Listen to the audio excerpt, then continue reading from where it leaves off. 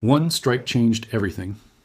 According to reports emerging on March 16th, Iran didn't aim at a military base or command bunker. They aimed at the production line itself. Rafael Advanced Defense Systems and Israel Aerospace Industries, the two companies that manufacture every Iron Dome battery, every Arrow interceptor, every defense system keeping Israeli cities alive. And they did it with a weapon that the head of Rafael publicly admitted his own systems cannot stop. What does that tell you about where this war is heading? Stay with me, because the answer is worse than you think. I've spent the last 17 days analyzing this conflict from every angle, tracking missile trajectories, interceptor expenditure rates, industrial capacity assessments. My name is Kenzo Shimada, and I specialize in understanding what governments don't want you to see. Today, I need to walk you through something that should terrify every defense analyst on the planet. Iran just demonstrated they can strike the factories that build the shield. And Israel's running out of ammunition to replace what's already been fired. Here's what we know. Press TV confirmed the weapon systems used in what Iran designated as Wave 55 of Operation True Promise 4. Fattah hypersonic missiles, Imad long-range ballistic missiles, Ghadr missiles, attack drones, all aimed at two targets that matter more than any airfield or radar installation. Rafael builds Iron Dome. They build David's Sling. They manufacture the Spike anti-tank missiles carried by IDF infantry. They're developing Iron Beam, the laser system Israel is rushing to deploy because it costs a few dollars per shot instead of the 50 to 100,000 it takes to fire a single Iron Dome interceptor. Israel Aerospace Industries produces Arrow 2 and Arrow 3, the most advanced anti-ballistic missile platforms Israel operates. Arrow 3 intercepts warheads in space. Arrow 2 handles threats in the upper atmosphere.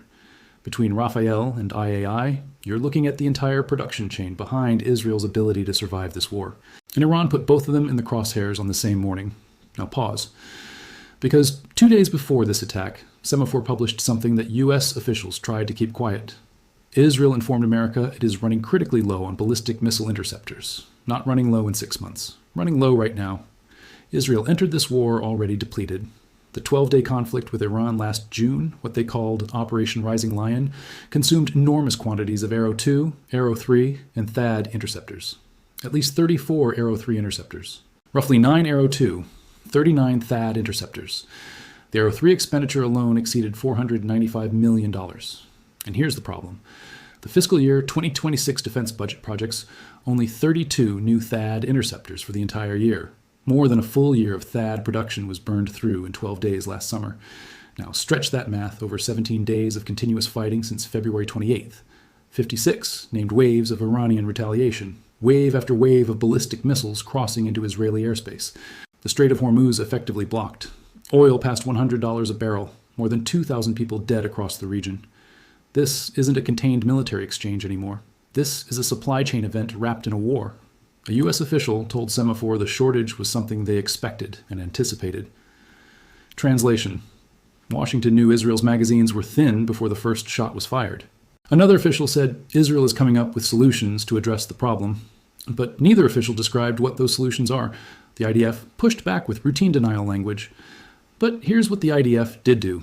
Within hours of that Semaphore report going public, the Israeli government approved an emergency transfer of 2.6 billion shekels, approximately $826 million, to the Defense Ministry. That vote happened by phone, late at night. Urgent and essential defense procurement. The same government had already revised its budget to add 32 billion shekels specifically because of this war. And it gets worse. Consider the unit costs. A single Arrow 2 interceptor runs approximately $3 million. An Arrow 3 costs around $2 million. A THAAD interceptor costs $12.7 million. Each THAAD battery holds 48 interceptors and requires 95 American soldiers to operate. Last summer's war consumed roughly 25% of the total U.S. THAAD stockpile in 12 days. And while Israel waits for replacements that don't yet exist, Iran is adding layers of complexity to every barrage. Reports confirm Iran has started fitting ballistic missiles with cluster munitions. Those scatter submunitions on re-entry, complicating interception and draining short-range interceptor stocks at the same time as long-range reserves. Every tier of the shield is bleeding simultaneously. Now we come to the weapon that hit Rafael and IAI, the Fattah. It's the most advanced missile in Iran's arsenal, and we need to talk about why it changes everything. The Fattah 1 was unveiled in June 2023. Western analysts have debated whether it qualifies as truly hypersonic, but what's not in dispute is that it uses a maneuverable re-entry vehicle. It changes direction during descent. That alone complicates interception significantly. The Fattah 2 is different entirely. Unveiled in November 2023, it carries a hypersonic glide vehicle. A glide vehicle doesn't follow a predictable ballistic arc. It maneuvers in both pitch and yaw. It maintains extreme speed during re-entry. It can skip across the upper atmosphere and approach its target from directions no existing defense system was designed to anticipate. The Fattah 2 entered combat on March 1st, 3 days into this war. Footage from inside Israel showed this moment of Fattah 2 struck a fortified IDF command center. 7 senior officers were reported killed. The trajectory of impact closely matched the profile of Russia's Oreshnik ballistic missile used in Ukraine. At least 3 confirmed Fattah strikes have been verified through Israeli-sourced footage since the fighting began. This is the weapon Iran used against the factories that build the interceptors. And here's what should stop you cold. In August 2025, Yuval Basesi, vice president of Rafael, said publicly that Iran's hypersonic missile development had forced his company and the IDF to fundamentally rethink how they approach air defense. His exact words were that hypersonic missiles represent a new era in air defense. He warned that the old model, launching a faster interceptor to chase down an incoming warhead, no longer works against this class of weapon. The head of the company that builds the interceptors publicly admitted the interceptors cannot keep up. And now those very factories are under direct fire from the weapon he admitted they can't stop. But Iran's targeting doctrine extends beyond production facilities. They've been methodically disabling the detection systems that make interception possible in the first place. One of the strongest confirmed cases is the destruction of an ANTPY-2 radar at Muwafaq Salti Air Base in Jordan, a loss later confirmed in U.S.-sourced reporting. Other strikes, including attacks on Al Udeid in Qatar and facilities in the UAE, have been reported as causing damage. Notice the sequence. Long-range early warning radar eliminated first, theater-level radar second, interceptor batteries third. That's not random. That's a methodical effort to dismantle layered air defense from the outside in, blinding the sensors before overwhelming the shooters. The Pentagon has stated that Iran's entire ballistic missile production capacity has been functionally defeated. Defense Secretary Pete Hegseth repeated the claim. The IDF says it has struck more than 7,600 targets across Iran in nearly 5,000 aerial sorties, and claims to have neutralized over 70% of Iran's missile launchers and 85% of its detection capability. And yet, as of March 16th, Iran has conducted 56 waves of strikes. Volume is down. On day 1, Iran fired 167 missiles and 541 drones at the UAE alone. By day 15, those numbers had dropped to single digits. But the launches have not stopped. One analyst framed it precisely. It takes one successful drone to shatter a sense of security. Here's the interception trend that matters. In the June 2025 war, during the first week, only 8% of Iranian missiles got through. By the final day of that 12-day conflict, 25% were penetrating defenses. The degradation curve is steep. Sustained barrages drain stocks, exhaust operators, and give Iran data on timing, angles, and salvo sizes that tighten accuracy with every wave. Israel's health ministry reports 3,369 people injured and hospitalized since February 28th, including 142 in the past 24 hours alone. Missile debris from intercepted Iranian rounds has struck civilian areas including Hadera, Rishon LeZion, Lod, and Netanya near Tel Aviv. Now apply that curve to a war that's already on day 17, with interceptor reserves described by U.S. officials as critically low, with the factories that produce those interceptors now under direct fire from weapons that the builders themselves admit they cannot reliably stop. And consider the cost equation.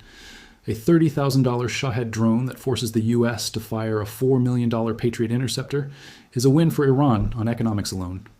Iran exports approximately $35 billion in oil annually, even under sanctions. A $200 million barrage represents 2 days of export revenue. The asymmetry doesn't favor the side with the expensive ammunition. Iran's army released a statement on March 17th that removed any ambiguity about intent. It named Rafael's technology centers, cyber warfare facilities, and drone production infrastructure by function. It stated these centers enabled the Israeli regime to continue its aggression using advanced long-range military software and artificial intelligence-based technologies. It named Iron Dome and Iron Beam by name as Rafael products under attack. The message was clear. We know what you build, we know where you build it, and we can hit it. The plan from Washington and Jerusalem was clear. Destroy Iran's missile production capacity fast enough that the interceptor supply holds.